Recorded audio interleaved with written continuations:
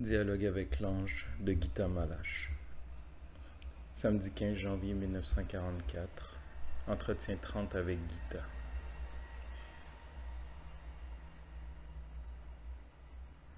L'entretien n'a pu avoir lieu la veille. Hannah et Joseph avaient dû aller voir à l'hôpital le père de Joseph, qui est gravement malade.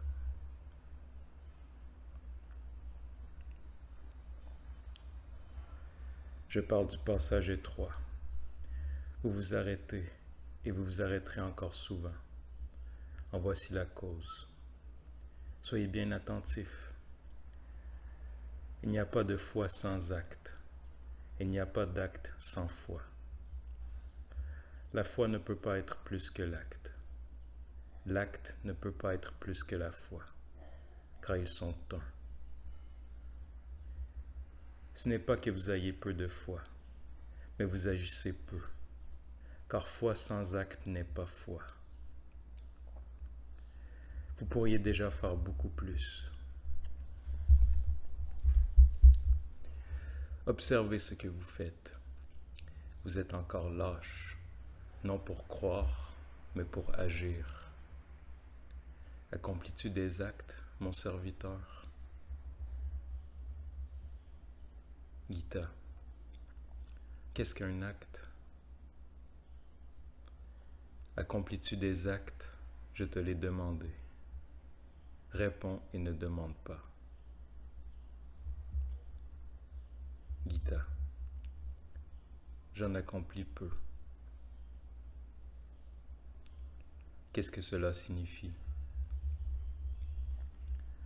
Gita, je n'utilise pas la force qui m'est donnée. Et pour quelle raison? Gita, je ne sais pas. Sois attentive. Séparé a été l'acte. Séparé a été la foi. De nombreux actes vides en étaient la cause. Mais déjà ton cœur a horreur de l'acte vide. Toi, tu peux déjà agir et ton acte ne sera plus vide. Vous tous, soyez attentifs au passage étroit, car acte et foi deviennent un, et viennent la nouvelle terre et le nouveau ciel. Demande.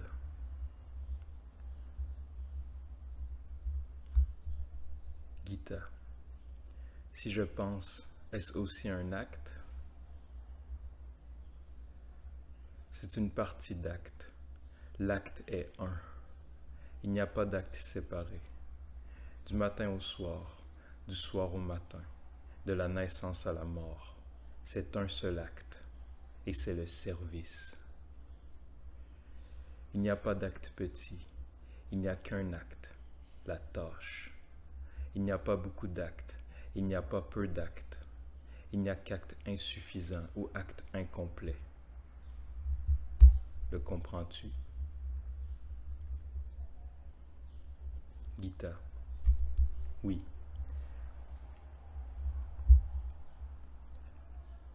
Tu ne peux pas tendre ta main sans que cela ne soit acte. Le beaucoup est toujours illusion. La pause ne fait pas d'une chanson, deux chansons. Ne t'égare donc pas. J'attends ta question, mon serviteur.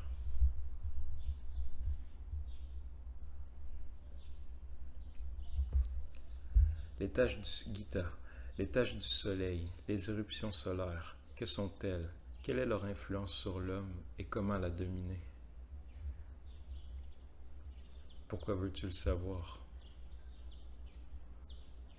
Gita, parce que récemment, en regardant le soleil couchant, j'ai pu voir à l'œil nu de grandes taches noires et j'ai eu le pressentiment d'événements terribles à venir. Comment pourrais-je te montrer l'influence de la multitude des soleils infinis? Tu es une enfant curieuse, mais cela n'est pas un défaut. Tu serais terrifié si tu voyais les forces immenses qui te traversent à toute vitesse, dans tous les sens, sans que tu le saches. Si tu es empli, et si tu remplis ce à quoi tu es appelé, il n'y a plus de forces aveugles, car les forces deviennent agissantes, en toi et par toi. Autrement, elles détruisent. Ta tâche n'est pas encore achevée, mais cela ne fait rien.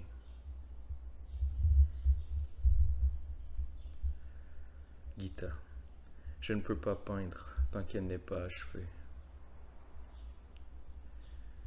Toute la semaine, j'ai vainement réfléchi sur les 7 joies. Mes efforts n'ont eu aucun résultat, mais je me suis donné tant de mal que j'ai complètement oublié de me réjouir. C'est une même chose, enfant. Tu as fait trop d'efforts.